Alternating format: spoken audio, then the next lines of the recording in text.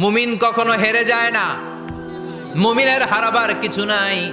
মুমিনের জীবনে যদি আনন্দ আসে, মুমিন শুকরিয়া করে, শুকরিয়া করলে সওয়াব আছে না নাই? আর মুমিনের জীবনে যদি দুঃখ আসে, মুমিন সবর করে, ধৈর্য ধরে, ধৈর্যেও সওয়াব আছে না নাই? তাহলে আমাদের সব দিক দিয়েই তো লাভ। আনন্দের দিনগুলাতে শুকরিয়া করব, আর দুঃখের দিনগুলাতে ধৈর্য ধরবো, দুইটার মধ্যে সওয়াব আছে না নাই? এজন্য বিশ্বনবী বললেন, আজাবান লি আমরিল মুমিন, মুমিনের বিষয়টা খুবই আশ্চর্যের। ফাইন আসাবাতহু সাররাউন শাকারা, মুমিন যদি আনন্দে থাকে সে শুকরিয়া করে, শুকরিয়া করলে লাভ আছে না নাই? ওয়াইন আসাবাতহু দাররাউন সাবারা, আর দুঃখে পড়লে সে সবর করে, ধৈর্য ধরে, ধৈর্য ধরলে সওয়াব আছে না নাই? তার মানে আমাদের হারাবার কিছু আছে। মাঝে মাঝে আল্লাহ আমাদেরকে দুঃখ কষ্ট দিয়ে পরীক্ষা করতে চান, এগুলো আমাদের জন্য খারাপ নয়। এই দুঃখ কষ্ট বিপদ আমাদের কোমরকে সোজা করে, আমাদের পায়ের